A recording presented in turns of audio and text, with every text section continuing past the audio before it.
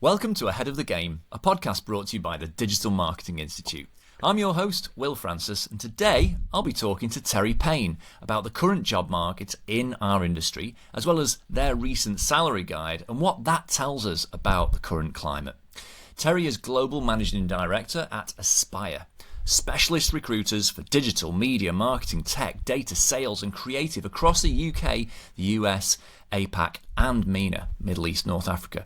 So he's got over 2 decades of experience locked in his head about careers, and he really knows his stuff when it comes to employment. So it's my job to get as much out of Terry over the next hour or so for you, our listener, as possible. Terry, welcome to the podcast. It's great to have you. Yeah, nice to be here, Will. Thanks for having me on board. And it'd be good to share some insights in what's going on in our global economies with you guys. Yeah, definitely. I think that would be good. Just as a bit of a primer, just to so we get to know you a little bit. Tell us a bit about Aspire, and you seem to operate quite globally. So, what do you do, and why is it so international, and how have you kind of arrived here?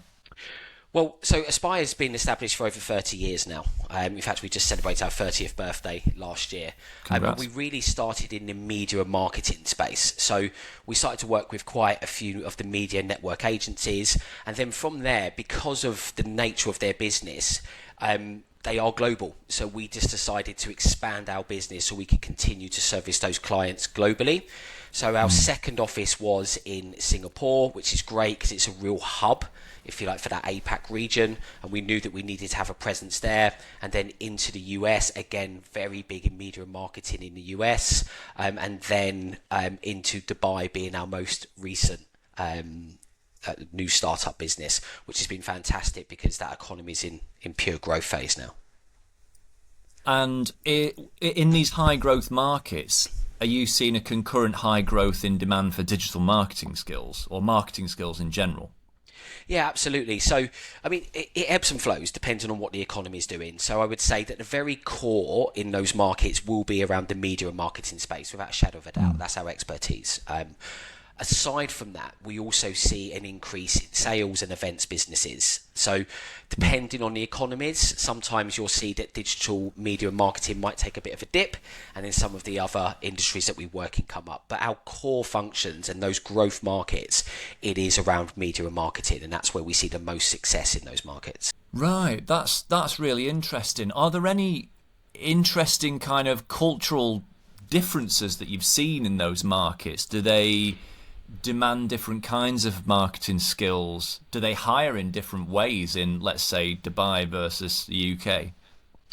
Yeah, absolutely. I mean, one of the key differences is when you're looking at a UK market, you get a lot of homegrown talent that will then move into those media and marketing roles. So come through from higher education, graduation, maybe going into like an apprenticeship type role, and then they'll move through the agencies.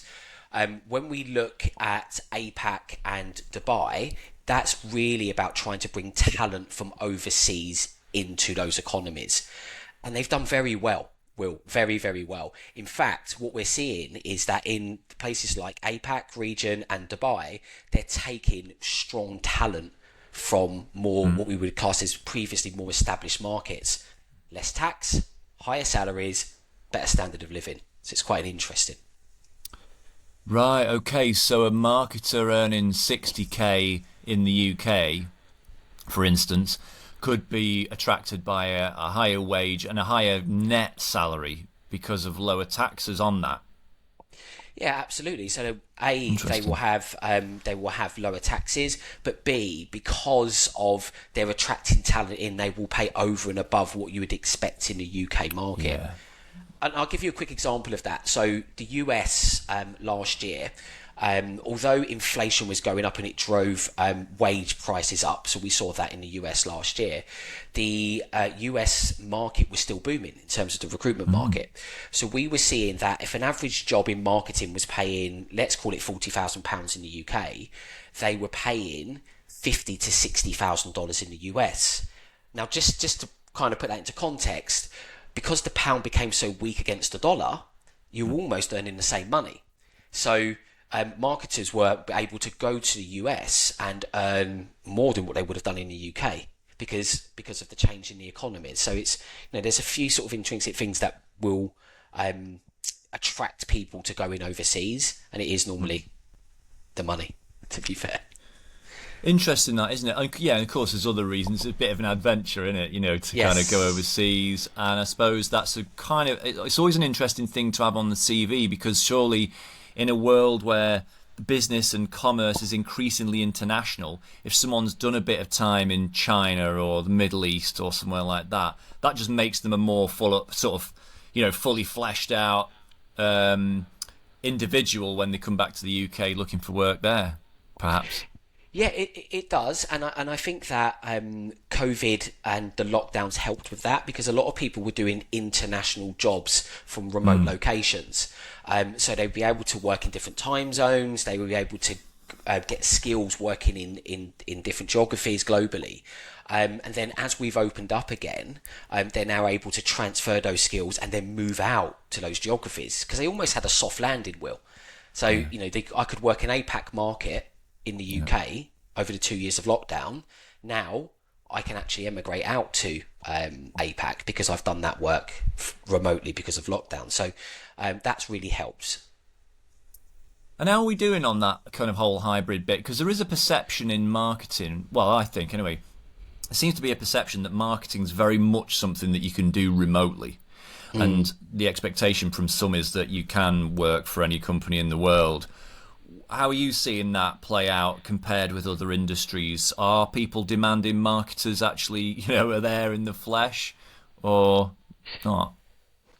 Yes. So look, there's been a change, because it's not an easy question to answer just straight yes or no. So what's really happened is we go with lockdown, everybody's remote working. When we come out of that, there was a real demand for marketing media. It went ballistic in terms of having highly skilled people. And those highly skilled people would work fully remote because they've got the years, the tenure, the experience to be able to do that. Now then, what happened over that period of 2022, as we went into 23, that market was exhausted. Those people had moved on.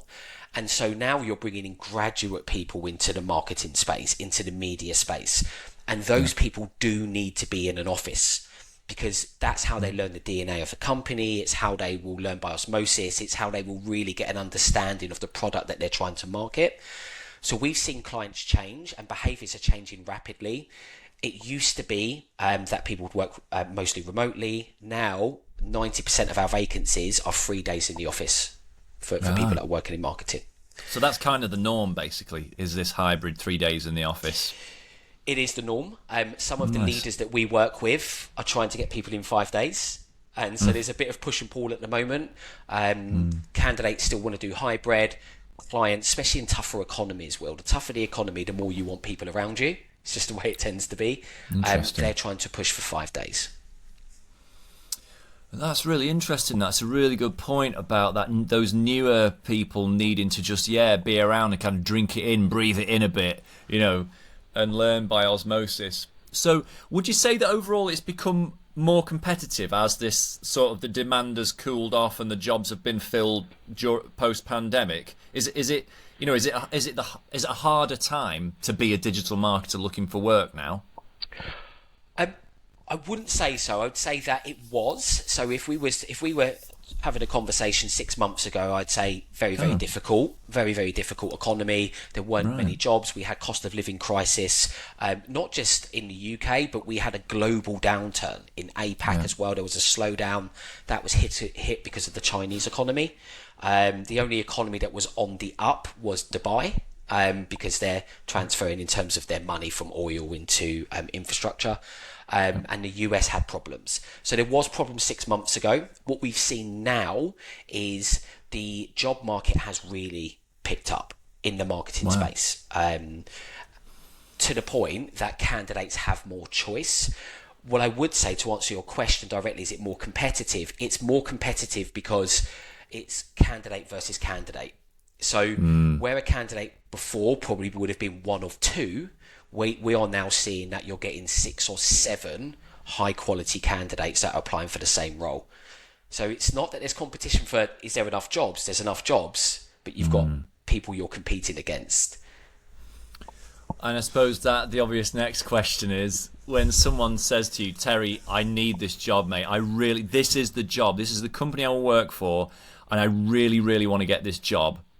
Tell me what I can do to gain a competitive advantage. How do I give myself the best chance against 6 other really high quality candidates?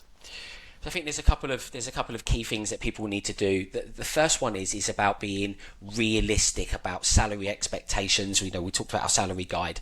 Have a look at things like salary guides and be realistic, because if you were getting paid a higher percentage in a growth of 2022, the world's changed. So you have to first of all be realistic and not price yourself out the market. That's number one. The number one we see where clients reject candidates is because their salary expectations are far beyond their experience. So it is really thinking about the longer term. The second thing is making sure that when you are either applying for the job or when you're going into interview, that you're really utilising those human skills and you're not using AI, because I know we'll talk about AI, to write your application, AI to basically write your presentation for you. What our clients are looking for to get that competitive edge is really that human connection, because we're not all in lockdown anymore. Clients say to me all of the time, I want someone who comes in and the number one word fits into our culture. Wow. That's really important.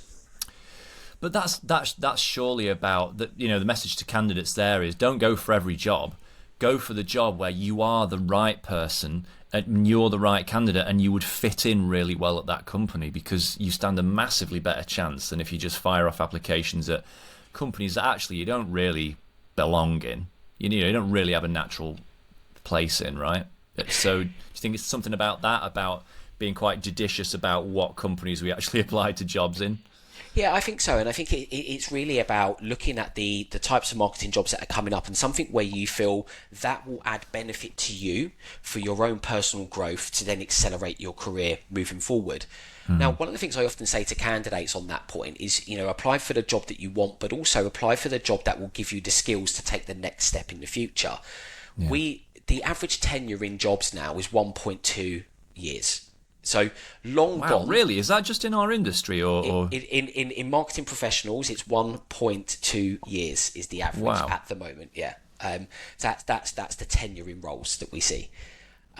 So long gone are the days where my granddad worked for the council for 56 years, right? Your job for life, a watch at the end. What people are doing now is they're going in 1.2 years. Now, of course, I'm giving you the medium ground here. You're going to have some that are 2.5 and some that are less, but that's because people go in, they utilize their skills, and then it's a platform to go on to the next role.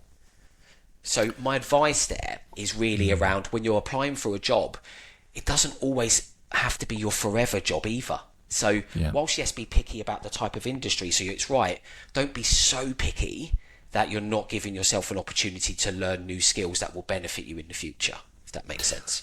A year or two goes by pretty quickly, doesn't it? You're going to be on to that next job, and before you know it. Oh, that's interesting, isn't it? Just out of interest, right? If I've been in a job for a year or two, what could you say to help me know when it's the time to move on? When do I know it's the right time to kind of move on? When am I done with this job? Well, I think it's to answer that question, we did a poll recently, and we asked people, what do they look for when they go into marketing roles? What are the top things? Is it salary? Is it progression? And the number one, the absolute number one, was culture. So it was about a culture where they felt that they felt successful and they could grow. Number two was about flexible working, and rock bottom was progression. So it's not actually progression. In terms of when do I know it's the next role, is when you feel that actually I've added my value here. I'm not progressing in terms of my new skills, and I need to go on and I need to have new projects. A lot of our clients are okay with that as well. They get it. They say when we hire people now, we don't expect to have lifers. We expect them to come in, do a project, and then move on. And I think in your gut when it's time to move on. So your clients are okay with that, are they? You're quite open about that with your clients, that about the short tenure, and they're cool with that. Yeah, they are. I mean, look, no client's going to want someone to come in to do 6 months. But I think Yeah. if they can get a good 1.5 to 2 years out of someone, they will see that as a job well done. Great. The recruitment market's changed. I've been in it for 27 years. And when I first started, if you sent a CV with someone who had changed a job every 2 years, they wouldn't even get an interview. Whereas now, it's fine as long as what they're seeing is a leveling up, and that is really, really important. So with your CV and you're applying for jobs, if you are moving 1.5, 2 years, it should be because you're leveling up, and not just in terms of job title, because it's not about title, but you're leveling up in experience. You're taking on bigger projects. You're adding more value to an organisation. Yeah, I get that. I mean, well, you said it wasn't about a job title, but you're right. If someone had like 6 entries on that resume and they were all marketing manager, marketing manager, marketing manager, marketing manager, you kind of like, what happened to this person? you know. So yes, we want people that want to come in and make their mark, don't we? They want to gain something out of it. They don't just want to sort of fill a seat and claim a salary. Yeah, no, absolutely. And something we talk about in Aspire when we put candidates forward and we try to help candidates to be successful in jobs is, even if you have had, just taking your point, marketing manager, marketing manager, marketing manager, I called it the sizzle. So what is it that you did in that job that really stands out? So the sizzle is, you've ordered, you're having your food in a restaurant, Will, and you're enjoying your food, and then the doors open and someone's ordered the fajitas and everyone's head turns, right? That's a sizzle moment. Or a champagne cork popping, that's one of those moments.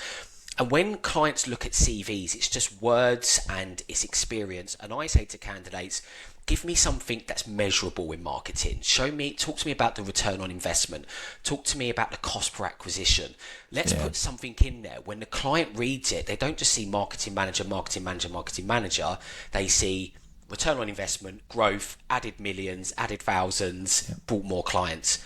And that's what's important in terms of when you're looking for a job, you have to stand out from the crowd with tangible, measurable achievements.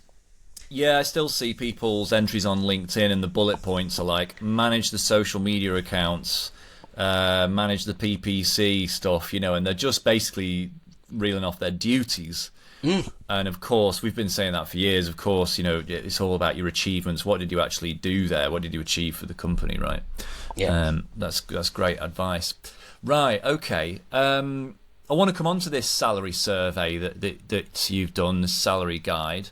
Just tell me a bit of background about how you actually conducted it, and then we can maybe talk a bit about what you learned from it. Is that all right? Yeah, absolutely. So we do a salary guide every year. We do it globally, and we reach out to our client base. So it will be well over 2,500 clients globally. Wow. And then what we do is we pull all that information together around where have they seen an increase in certain skill levels. What are the salary bandings looking like? What would they say are the skills that are most in demand right now? What do employers look for? What's the retention rates? And we put all of that information together, and then we produce guides that are for each of the regions, because there are nuances. So for example, wage inflation in Singapore is not as high as it's been in the UK. So we also have to make sure that we measure our salary guides so they're specific to those particular regions. Yeah. And then what we do with that is it gives us a chance to be able to speak to clients. And I can't believe I'm saying this being a salesperson, it's not about selling. What it is, it's actually a guide for us to be able to say to clients, whether you're using us or you're hiring yourself, these are the things that you need to be aware of. Make sure you're not pricing yourself out the market, or make sure you're not lowballing on salaries. If you're looking to bring people in and you've got AI into your business, there's a massive increase in that side at the moment in terms of AI marketing. Make sure that your current people in your business are being trained in AI to keep up with the market. So it's not just about hiring, the salary guide. It's also about retention of your own staff. It's about upskilling your own staff and understanding market trends. And that's what we use it for, to educate clients.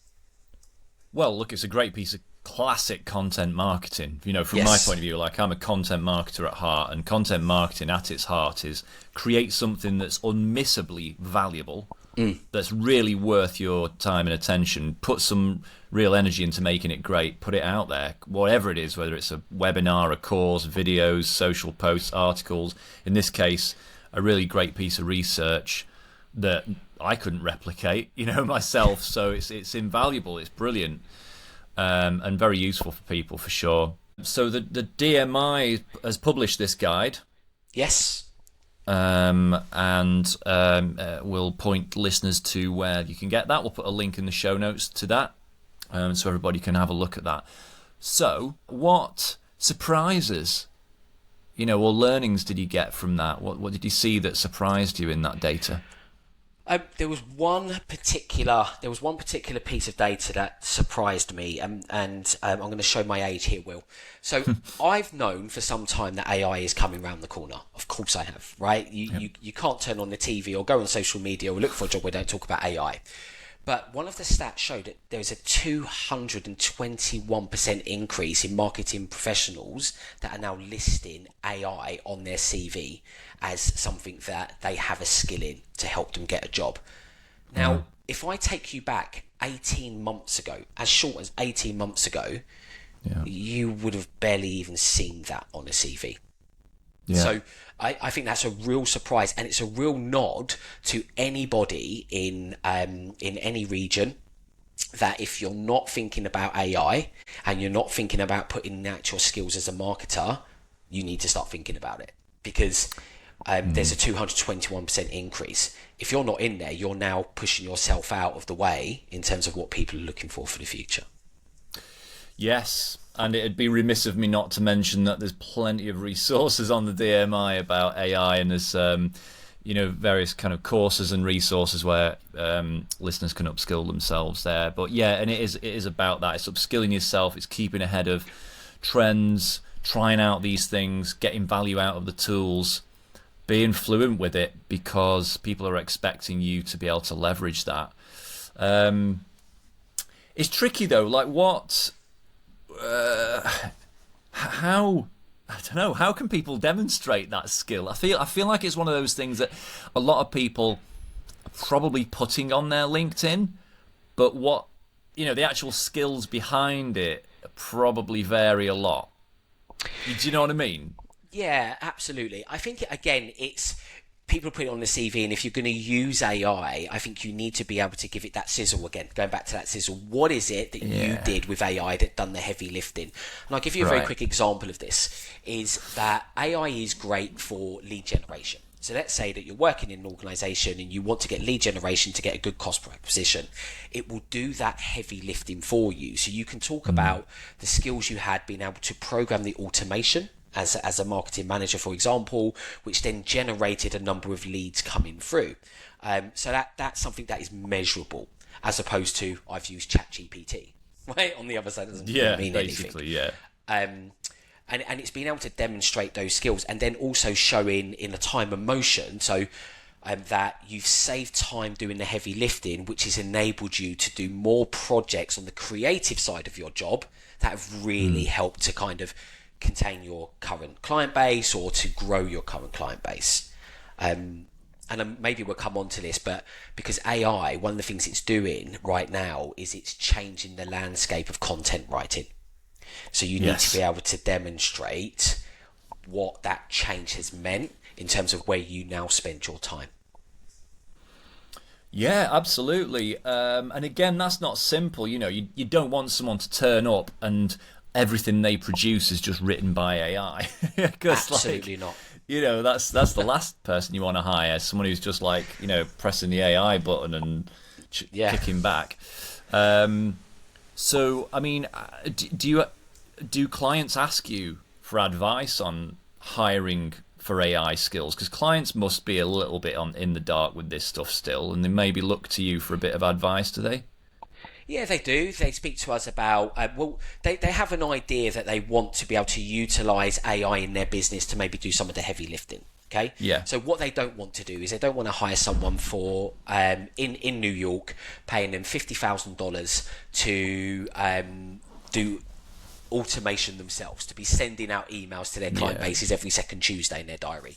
So they want to make sure what they're doing is that they're hiring people in that know how to use AI. And they advise, when they speak to us for our advice, we talk to them about the sorts of candidates where they've got that knowledge of automation, or they might have that knowledge of putting campaigns together, and then AI will post it. So we do say to clients, and we do advise them, that to be very mindful that you can't replace marketing with a pure AI function or someone that just sits there typing, because it becomes, it's non-human. And we've seen a lot of clients where people are applying for jobs using AI in marketing, and we've got clients picking up the phone to us saying, we want to use you because all these applications, we can tell they've been written by AI, and we want to know the people. So you have to tread with a bit of caution on that when you're applying. Yeah, interesting that. I think I think that'll be interesting to see how our clients deal with that, and how people sort of win roles with their kind of command of AI, and then how that all comes out in the wash. I think there's still so much uncertainty around that. So what advice are you giving to candidates about acquiring AI skills so that they can demonstrate them and keep themselves at the forefront for getting jobs? Yeah, well, the first thing we say to candidates now is you do need to go out there and take some self-learning. Go out there and take a course. It doesn't always have to be monetary, so you can go out there. There are many things online. I'm sure we could find links online, or YouTube. You can follow tutorials on using things like Pager or ChatGPT, and there's a number of different ones out there. And I think it's so important for candidates now to upskill themselves in the next technology, because it will help them to be more successful at their job.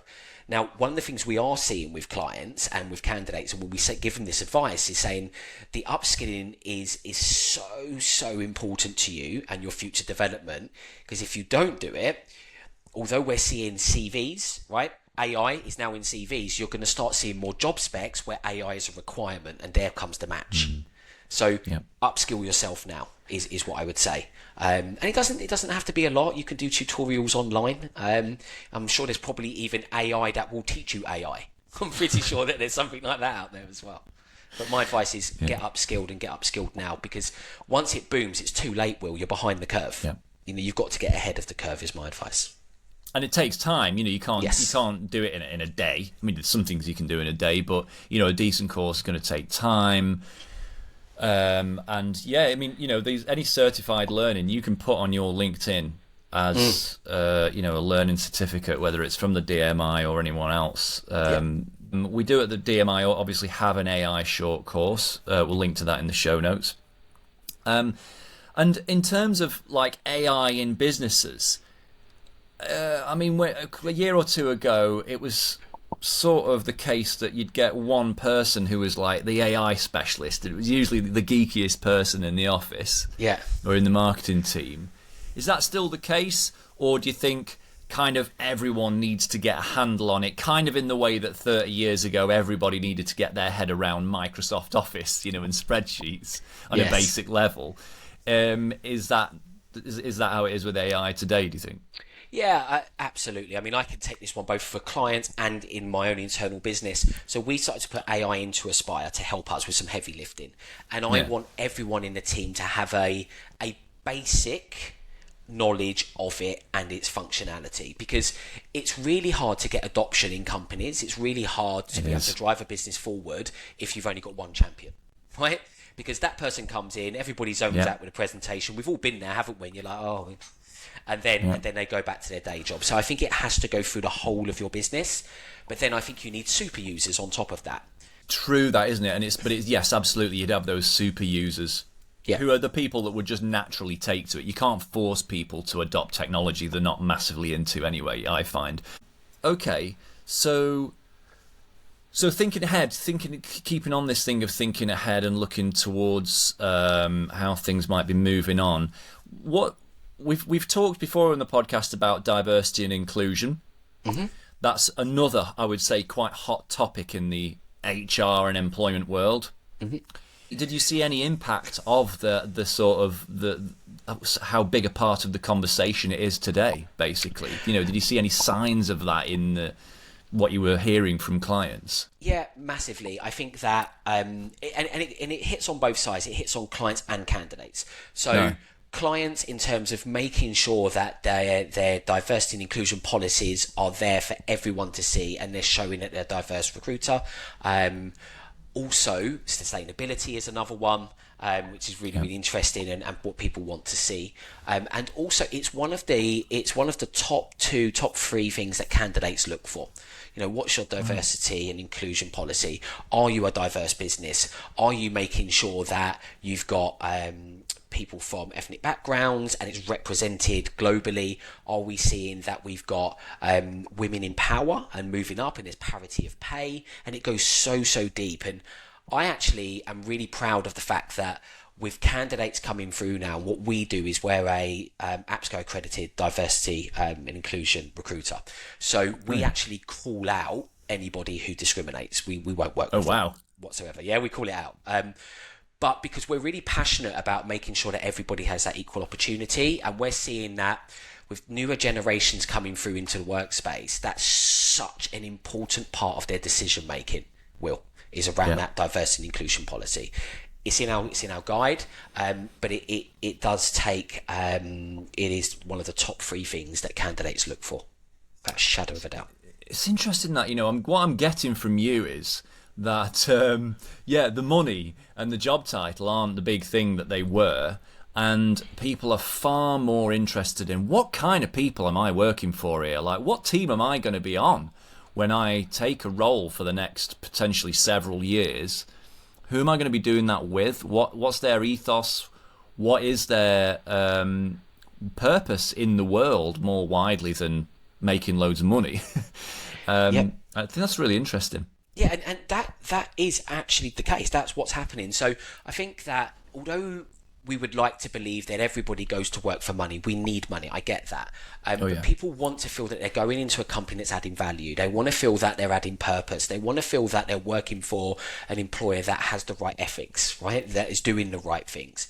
Yeah. And that's so important, because you could pay someone £100,000 or $100,000 and they could go into an unethical company. You could pay someone $80,000 for an ethical company. Now, eventually, in this $100,000, they're going to live to their means, aren't they? They're going to be going to Waitrose and spending their money, and then posh supermarkets, as we say, supermarkets, nice cars. Right. But then they're still going into that business where they're not enjoying their work or the people around them or the ethos of that business. Yeah, the extra 20k doesn't make up for it, does it? No. And I think people now, when they're applying for jobs, they want to make sure that it's somewhere where they feel that it's a good culture, good environment, good values, and a business to work for. That's lovely, that. I love to hear that. I think that's such a positive change. I mean, it just tells me that in general, society is understanding that money's not everything.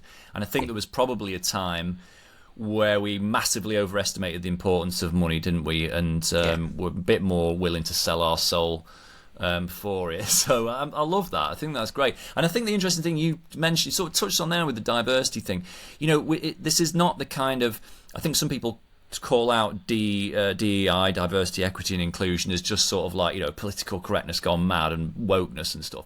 It's so much deeper than just having people from different races or sexualities. It's age, it's gender, it's cultural background, it's class, if that's a thing in your country. It's all kinds of things, neurodivergence. And some companies are good at that and some just don't have the culture, Like I know a couple of people who are women in their menopausal stage of life, and it's interesting hearing how some employers are just completely not as sympathetic to that, and some are, because they understand that if you want to hire like really experienced women of a certain age, you have to deal with the fact that they have this underlying health challenge of the menopause, right? Yeah, absolutely. And it's things like that I don't think people really fully think about when they just throw out diversity and inclusion. It's very, very broad and very, very kind of deep. It's a big thing.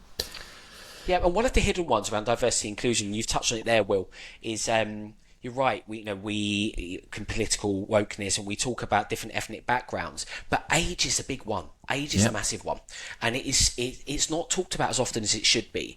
And you have, and I'm a bit of an advocate for this, but you have some very highly skilled people.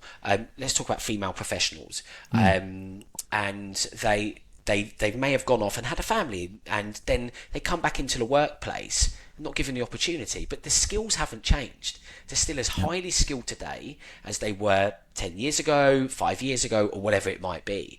And we see it with people coming in. It could be in marketing roles, in senior roles, but because they're maybe in their 50s or their 60s, but actually the wealth of experience that they have. And I think we need to get over the fact of, it doesn't matter if someone's got a few, I'm looking at my wrinkles, got a few wrinkles. It's actually what's the value they bring to the team. Absolutely. And we talked about learning by osmosis at the beginning. Who better to learn from if you're in an office than someone who's mastered it for 50 years? Yeah, absolutely. Absolutely. And even in marketing, I think we're so in love with the new and the novel, the shiny balls. But, I teach marketing for a living, and a lot of it is that perennial, eternal, evergreen stuff around strategy and around understanding customers, their needs, and how to show them that you've got the solution to their problem, and this is like eternal stuff, really. And having that kind of deep knowledge and understanding and experience of that is invaluable. You are right. Okay, very good. So again, thinking ahead and thinking forward, put you on the spot a bit here. What do you think the hot roles are for 2025? What are the kind of hot spaces in marketing? I would say anything that is in the digital space of marketing, I think will be there, the very creative digital space of marketing. I think anything where you are going to be driving that cost per acquisition and that sale into a company is going to be the big growth area for next year.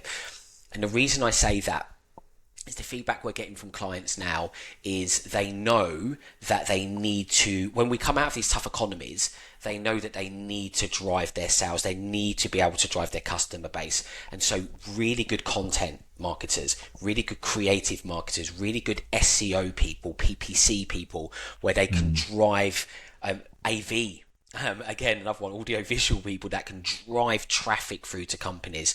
Those are going to be the big skills as we go into next year, as well as having the ability to use AI. Right, that's interesting. So, there's a lot there.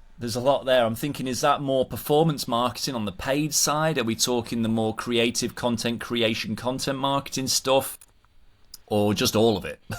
Yeah, so if I kind of dissect that slightly, so when we look at changes in the economy, and we see this time and time again in our business 30 odd years, that when an economy slows down and it starts to pick up, the first thing that we start to see is an increase in salespeople being hired. Okay? Interesting.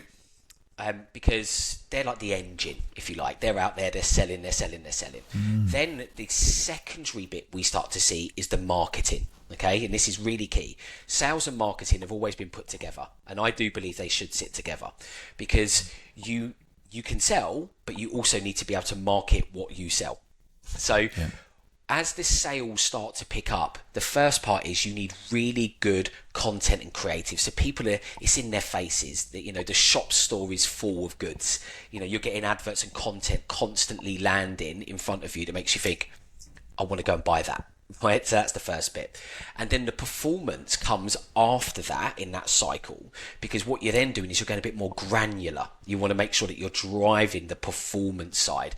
You're now thinking, actually, that worked really well. Maybe if we now put that particular piece of content and we put a PPC campaign behind it, we'll make even more money. And then off we go. So we normally see this cycle that, first of all, it will start with your generalist marketing. So your creative, your content, and then it will go a lot deeper into that performance side as the economy starts to pick up.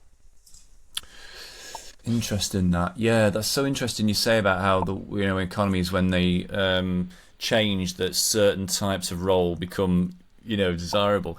I mean, at the moment, and apologies if this sounds like the same question, it might be.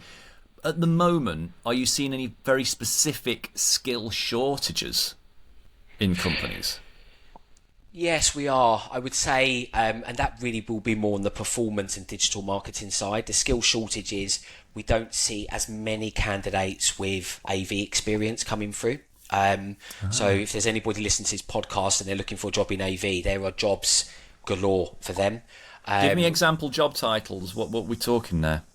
So these are people that are audio and visual specialists. So they will come in and work on campaigns in terms of audio, visual, digital. And actually creators like videography, editing, managing TikTok and YouTube accounts, running ad campaigns for video, all of that.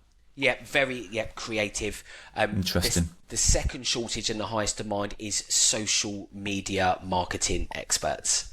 So everybody wants. I thought the world was full. I thought that's interesting. Well, it is, but it's everybody wants to be it, but everybody wants to be TikTok famous, right? So interesting. So there's a shortage in companies because companies now understand that they need to have a much bigger social presence. So they have that skill shortage in their organisation, and so bringing someone in who's got really good tangible experience of being able to grow a social presence is another unique skill, which is there's a bit of a shortage right now.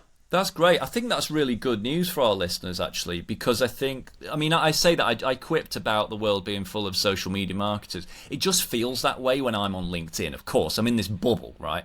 And one of my things is, I suppose, being a social media expert, and I always feel like, God, I look back 20 years ago when I got into this and I was pretty much one of the only ones, and now there's the world feels full of them. But yeah, it's not about that, is it? It's the it's the collective realization of companies going, oh, we've got a gap for that skill. And we're kind of realizing that more than ever, that we really need that skill in-house. We need a real expert doing that in-house, not just someone who can kind of use LinkedIn, put in the odd thing. Yeah, and I think when you join the two together, Will, and you think of to help people who's listening to this podcast, I often think that you have to think of people's buying habits nowadays. Okay, what are people's buying habits, and how does your job as a marketer relate to their buying habits and the skills that you need to get a good job? We are conditioned now to look at TikTok. We're conditioned to look at YouTube. We're conditioned to look at Instagram, right? So if you think about that, then what you need is the video creation that I already spoke about. So creating great videos where people are engaged, and then on top of that, people who are great at social media in attracting client after client or user after user, whatever it might be, onto a social platform. And that's why those skills are so important to organizations, because most of us who've been running companies for 30 years or 20 years or whatever, we know that the buying habits and habits of consumers coming through are changing. My daughter's 16 years of age. Everything she buys comes from TikTok. From TikTok, right? Where'd you get that from? I got it from TikTok.